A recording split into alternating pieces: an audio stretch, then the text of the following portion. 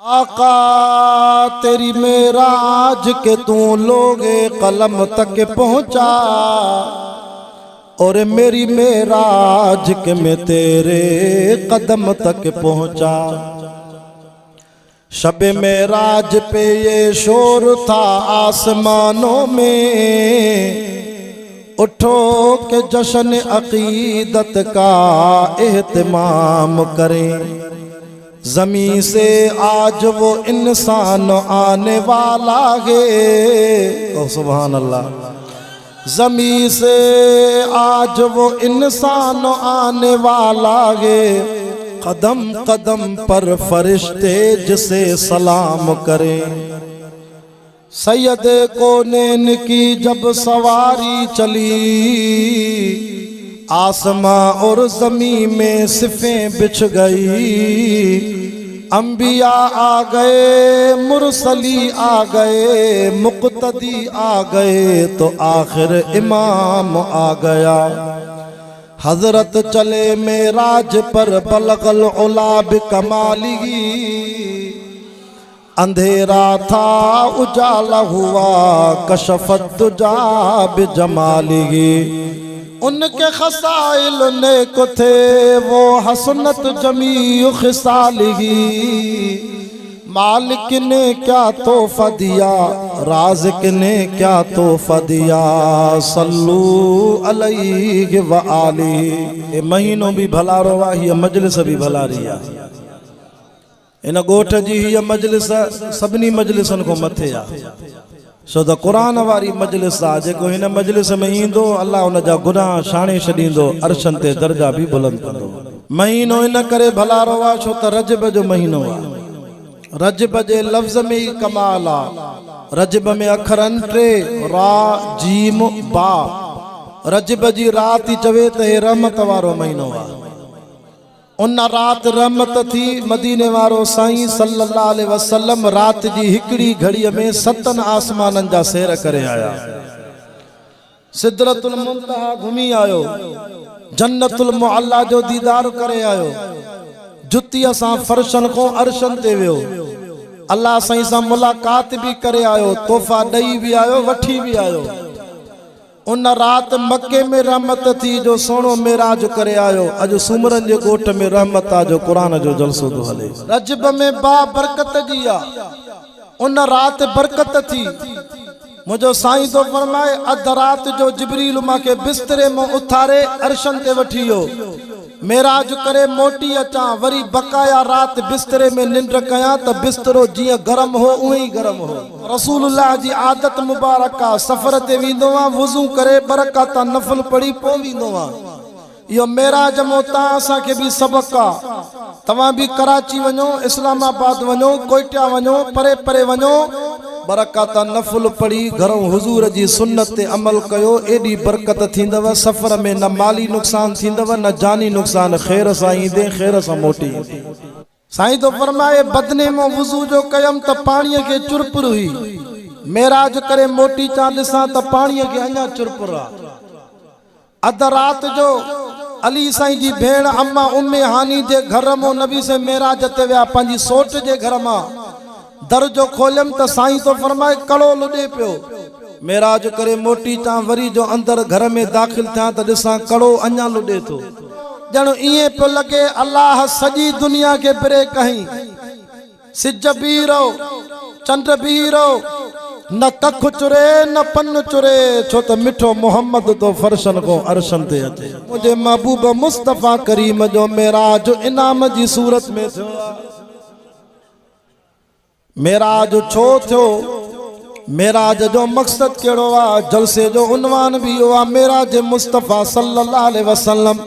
अल्लाह रब्बुल आलमीन तो फरमाए ओ दुनिया वारो मां पंहिंजे सोने के मेराज इन करे करायो त दुनिया के समझाया, सो त मां सजी कायनात सिंगारी आ सोना मोहम्मद तुझे सदके, जन्नत सिंगारी आ भी सोना तुझे सदके, मलाइकन के हुस्न दिनो भी सोना तुझे सदके, हर मखलूक के हुस्न दिनो मुझा महबूब तुझे सदके।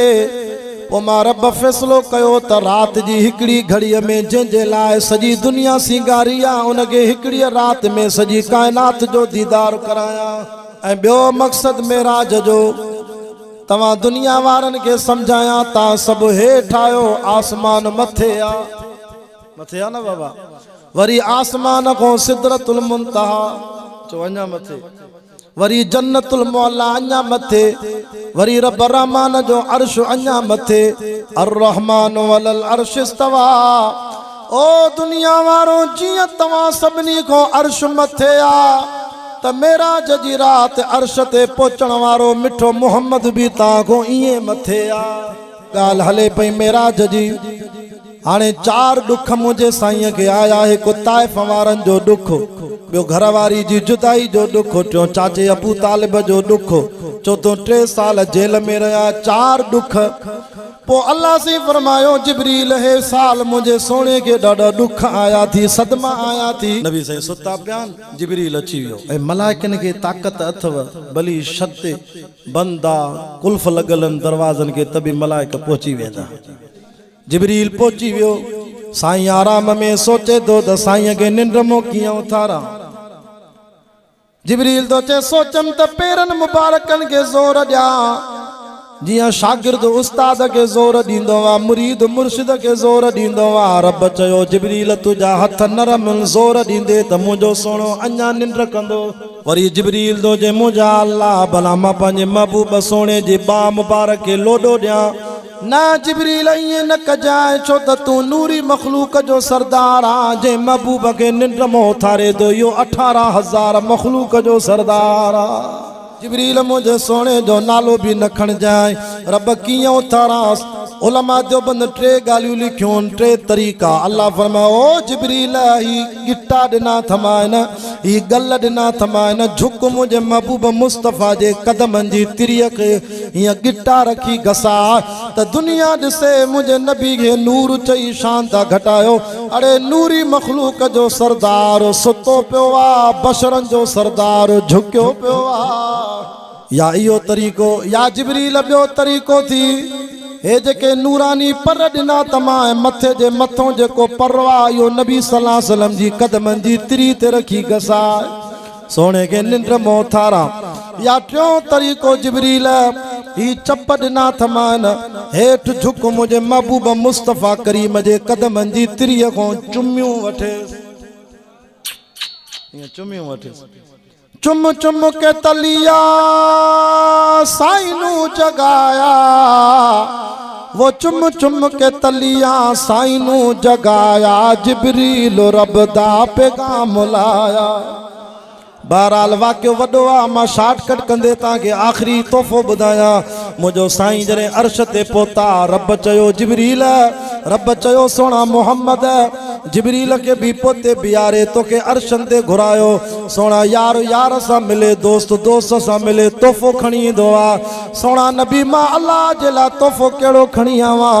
हज़रत मुंहिंजे महबूब सल्लल्लाहु अलैहि वसल्लम चयो मुंहिंजा अल्लाह सोचम त कहिड़ो तोहफ़ो खणी वञा। पोइ हिकिड़ो अहिड़ो तोहफ़ो आंदो आहे जेको रब तुंहिंजी ज़ात वटि आहे बि कोन, थींदई बि कोन, हूंदई बि कोन।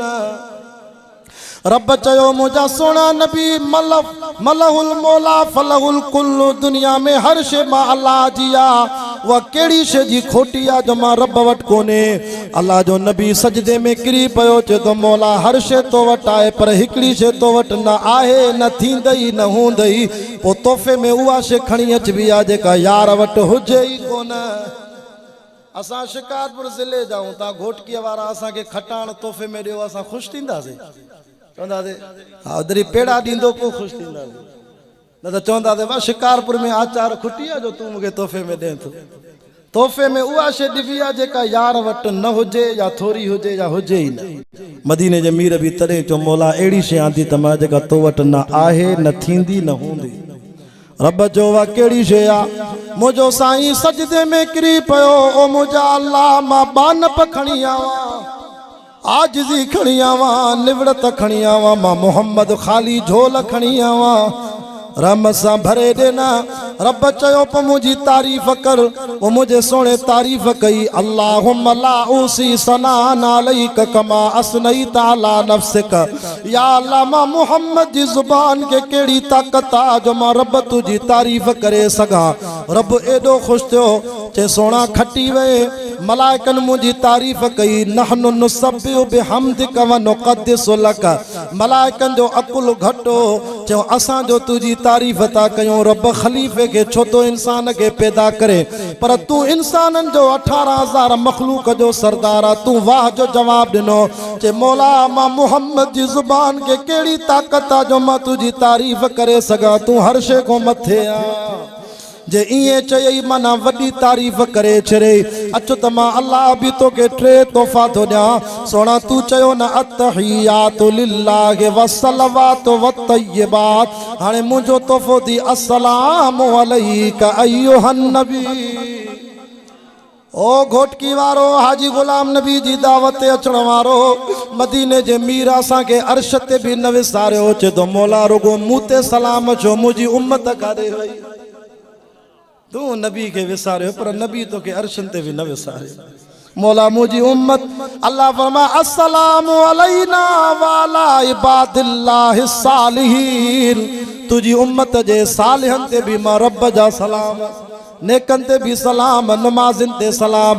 अल्लाह अकबर। बियो तोहफो सोना नमाज दिनी मैं। टियों तोहफो बकरा सूरत जो आखिरी आयतों सजो कुरान जिब्रील जे वास्ते सा दिनो मैं। पर सूरत बकरा जो ही आयतों अर्श जे खजाने में लिकाए रखियो तो सोनो अर्शन ते इंदो उते दींदो मास। आमनर रसूल बिमा उनज़िला इलैहि मिर रब्बिही वल मोमिनून कुल्लुन आमन बिल्लाहि व मलाइकतिही व कुतुबिही व रुसुलिही ला नुफर्रिकु बैन अहदिम मिर रुसुलिही व क़ालू समिअना व अतअना गुफ़रानक रब्बना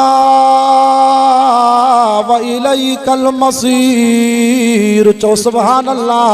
ला युकल्लिफुल्लाहु नफ्सन इल्ला वुसअहा लहा मा कसबत व अलैहा मक्तसबत। मेरा जजीरात अर्श जो तोहफो दी।